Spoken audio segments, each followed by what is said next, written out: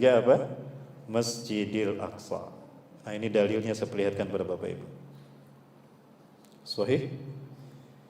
Di dalam kitab Sahih Bukhari dari Abu Hurairah radhiyallahu anhu, Rasulullah bersabda, "La tushaddu rihal." Nah, pakai alif lam, artinya ibadahnya khusus, yaitu ibadah haji dan umrah. La tushaddu rihal. Jangan kalian berziarah dengan niatan ibadah, menyengaja melakukan ibadah ziarah umrah ataupun haji, illa ila thalathatil masajid, kecuali menuju 3 masjid. Illa ila thalathatil masajid, kecuali menuju kepada 3 masjid. Yang pertama, Al-Masjidil Haram di Mekah, wa Masjidil Rasul sallallahu alaihi wasallam An-Nabawi di Madinah, wa Masjidil Aqsa dan Masjidil Aqsa. Jadi sempurnanya umrah dan haji kita pada 3 titik. Ini 3 poros tauhid di muka bumi jemaah. Tapi selama ini kita hanya Mekah Madinah saja. Al-Aqsanya dilupakan. Itulah kenapa Yahudi berambisi betul mengambil alih Al-Aqsa dari umat Islam. They really want to take over the world and to create one government in the world. And the new frame, the New World Order. One government in the world. One political system, democracy. One economical system, capitalism. One military system, barbarian, terrorism, genosida, and one ideology, Kabbalah. Karena umat Islam melupakan Masjidil Aqsa, maka tauhid kita dihancurkan. Bayangkan ketika Al-Aqsa mereka kuasai, Mekah dan Madinah lumpuh total, maka negara-negara yang ada di sekitar Mekah Madinah lumpuh, tidak bisa berbuat apa-apa melindungi Palestina. Karena Al-Aqsa ending dari tauhid manusia mereka kuasai. Jamaah, masih bersama saya? Mana? Nampaknya sudah pada ngantuk nih jamaah. Jamaah. Oi jamaah. Saya bukan Ustadz Maulana. Dan saya bukan Ustadz akhir zaman. Berat jadi Ustadz akhir zaman. Sejujur apapun saya berbicara, sebenar apapun fakta yang saya ungkap, jika ada pejabat yang tersinggung, kena saya jamaah. Maka mohon maaf, saya sudah pensiun dari Ustadz akhir zaman. Lalu Ustadz jadi apa sekarang? Insya Allah profesi saya yang saya istiqomah di dalamnya, Ustadz akhir bulan. Aman ya, akhir bulan ya. Jamaah yang dirahmati Allah Subhanahu wa taala. Masjidil Haram adalah titik tolak peradaban. 0.0 peradaban manusia adalah di Masjidil Haram. Dan itu yang Allah tugaskan, Allah percayakan kepada manusia yang pertama dilahirkan. Kalau yang pertama diciptakan Rasulullah SAW. Jauh sebelum alam semesta diciptakan, Nur Muhammad, cahaya Rasulullah sudah ada. Allah sudah merencanakan, ya, manusia yang termulia itu adalah Rasulullah SAW, bukan Nabi Adam. Dan manusia yang pertama diciptakan bukan Nabi Adam, Rasulullah. Kalau Nabi Adam adalah manusia yang pertama Allah lahirkan secara fisik. Dan Allah percayakan pada Nabi Adam untuk memulai peradaban di muka bumi. Titik 0 peradaban kita adalah Masjidil Haram. Ya. Di sana Allah memerintahkan pada Nabi Adam AS untuk memulai peradaban manusia. Adapun Madinah adalah titik tolak dakwah tauhid untuk Nabi akhir zaman, Rasulullah SAW. Diciptakan pertama kali, dilahirkan di akhir zaman. Kenapa demikian? Hayatuna hadhi 'asiratun bainal haqqi wal batil. Hidup kita ini adalah pertarungan antara hak dan batil. Betul? Sudah menghilang di jamaah ini. Mana suaranya? Jamaah, mau masuk surga? Yang jawab sedikit. Berarti peminatnya di sini surga sedikit peminatnya. Jamaah, mau masuk surga? Mau langsung apa mau mampir dulu ke neraka? Oh, langsung. Mau langsung malam ini? Oh, ada yang mau langsung malam ini? Amin, siap-siap deh.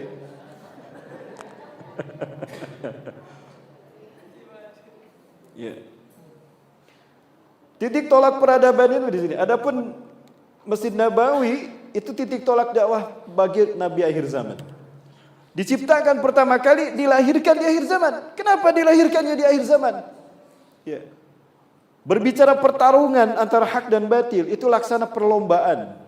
Yang namanya perlombaan, kompetisi, itu yang ditunggu-tunggu babak penyisihan, babak semifinal apa babak final? Babak final. Kenapa babak final yang ditunggu? Menentukan yang menang dan yang kalah. Ternyata bukan Indonesia yang masuk babak final. Ternyata Jepang lawan Irak. Kenapa Indonesia tidak masuk? Dicurangi. Sakit hati gitu. Kok jadi bicara Kalau babak final menentukan yang menang dan yang kalah, pemain yang diturunkan, yang ecek-ecek, pemain cadangan apa pemain yang terbaik? Yang terbaik supaya menang. Rasulullah makhluk Allah yang terbaik diciptakan pertama kali, dilahirkannya di akhir zaman, di babak final pertarungan antara hak dan batil untuk merebut memenangkan Islam, liyuzhirahu 'ala dini kullah, untuk memenangkan Islam dari agama yang lain. Yang kedua, untuk membuktikan kualitas beliau sebagai makhluk Allah yang terbaik. Allahu Akbar. Shallu ala Nabi Muhammad. Allahumma shalli wa sallim wa barik alaihi. Itulah alasan kenapa Rasulullah diciptakan pertama, tapi dilahirkannya di akhir zaman. Bukan Nabi Adam yang pertama diciptakan. Luruskan akidah kita. Ini keyakinan saya setelah saya membaca sirah Rasulullah sallallahu alaihi wasallam. Nah, maka ketika Rasulullah SAW berada di Mekah, tidak bisa membangun ummatan wahidah. Penetrasi jahiliyah, penetrasi kemusyrikan begitu kuat berurat akar pada peradaban dan jiwa manusia. Maka Rasulullah hijrah ke Madinah. Maka individu-individu tauhid takwinul syahsiyah Islamiyah yang berhasil dibangun di sini dipersatukan di Madinah menjadi ummatan wahidah. Maka terbentuklah masyarakat wahyu. Ketika pertama kali hijrah ke Madinah, Rasulullah bersabda, "Ya Rabb, inna hadal amr qad wukilta ila abaina Adam wa Ibrahim alaihi wassalam." Ya Allah, sungguh dulu perintah dakwah tauhid ini kau berikan pada dua bapakku Adam dan Ibrahim alaihissalam. Engkau berikan Mekah sebagai titik tolaknya. Hari ini tugas dakwah tauhid kau berikan kepadaku. Maka aku minta Madinah ini kau jadikan sebagai titik tolak dakwahku, ya Allah. Maka berkahilah setiap jengkal Madinah sebagaimana kau berkahi setiap jengkal Mekah untuk Adam dan Ibrahim. Berkahi setiap kurma dan sok gandum Madinah sebagaimana kau berkahi setiap sok gandum dan gandum dan kurmanya Mekah. Dari sini aku akan sebarkan Islam ke muka bumi dengan rahmatku, rahmatan lil alamin. Allahu Akbar. Maka dari Madinah Islam tersebar ke seluruh dunia, termasuk ke Masjid Nurul Salam. Ini jasa Rasulullah SAW. Betul? Betul jemaah? Alhamdulillah. Semangat nih jemaah ya. Jadi masuk surganya? Oh jadi, saya kira lupa tadi. Kemudian Rasulullah sudah 14 abad yang lalu meninggalkan kita. Betul? Antara Rasulullah dengan kita hari ini terbentang 14 abad lebih. Pertanyaannya, dengan wafatnya Rasulullah SAW, apakah pertarungan hak dan batil berhenti? Tidak. Hari ini masih berlangsung? Betul. La tantahi al-asratu bainal haqqi wal batil bi wafatin Nabi Muhammad SAW. Bal tastamir ila nihayatiha. Pertarungan antara hak dan batil tidak berhenti dengan wafatnya Rasulullah SAW. Bahkan bersambung sampai babak finalnya. Sekaranglah babak final pertarungan hak dan batil itu. Dan battlegroundnya adalah titik akhir peradaban manusia. Dan itu bernama Palestina. Dan itu bernama Al-Masjidil Aqsa. Maka tiga kiblat inilah Bapak Ibu sekalian yang akan menjadi poros kebangkitan umat Islam. Tauhid di muka bumi. Mekah di zaman untuk Nabi Adam, titik tolak dakwah tauhid untuk Nabi Adam dan Nabi Ibrahim alaihissalam. Madinah untuk Nabi yang terakhir Rasulullah SAW. Lalu Masjidil Aqsa untuk siapa? Untuk siapa? Untuk presiden yang terbaru? Bukan. Karena presiden saya itu jadi ceram, jadi kampanye. Udah selesai kok pemilu. Ya. Betul Bapak Ibu? Sudah selesai. Untuk siapa? Kalau ini untuk Nabi Adam, Mekah untuk Nabi Adam dan Nabi Ibrahim, Madinah untuk Rasulullah SAW. Lalu Masjidil Aqsa untuk siapa coba? Untuk cucu Rasulullah SAW. Siapa? Masya Allah. Siapa untuk cucu Rasulullah? Perkenalkan. Bukan saya. Bukan. Siapa? Siapa jawab? Ini orangnya nih. Imam Mahdi. Imam Mahdi ya. Ini hadisnya nih.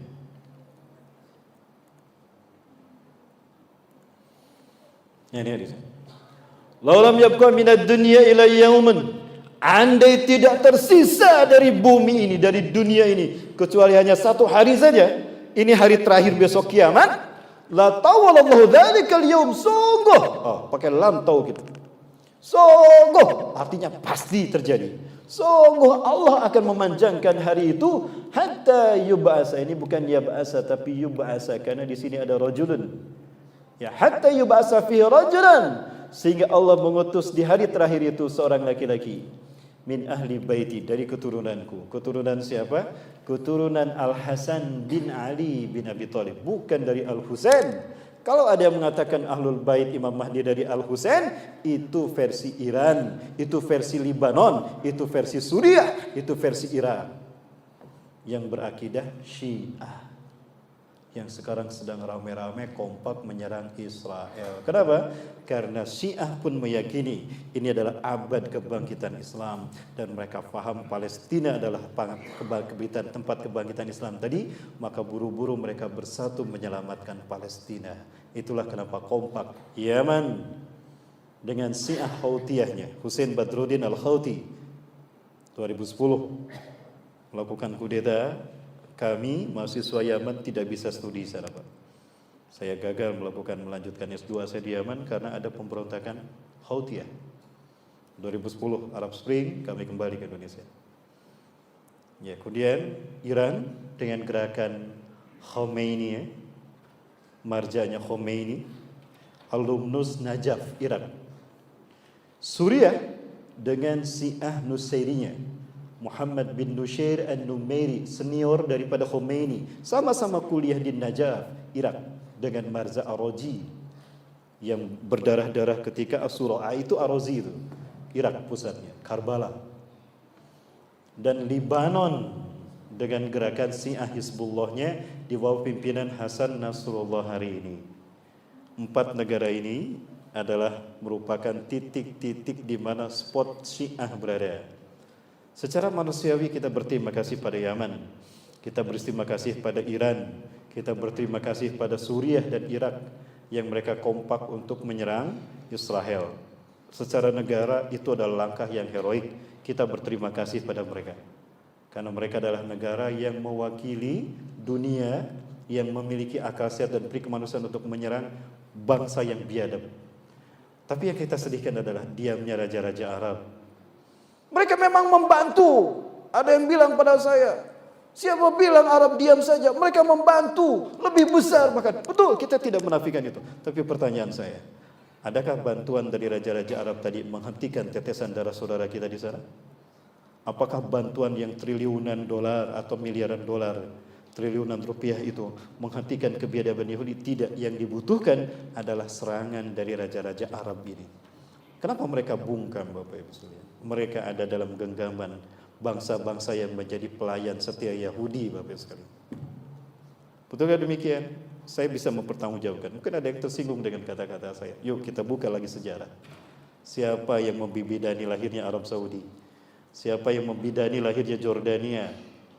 Siapa yang membidani lahirnya Suriah? Ya, siapa yang membidani lahirnya negara-negara Arab? Dubai, Qatar, apa lagi? Itu Bapak Ibu siapa? Bapak Ibu mendengar Thomas Edward Lawrence yang digelari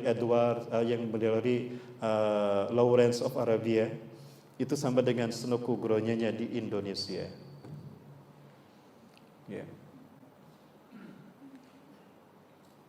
Melalui Inggris, negara-negara Arab memerdekakan diri dari Turki Utsmani, dari khilafah. Dan bukannya berjuang membantu tegaknya khilafah, tapi harus membantu Inggris menghancurkan Turki Utsmani. Buka sejarahnya. Maka yang membidani lahirnya negara-negara itu Inggris dan Amerika yang dibentuk oleh orang Yahudi.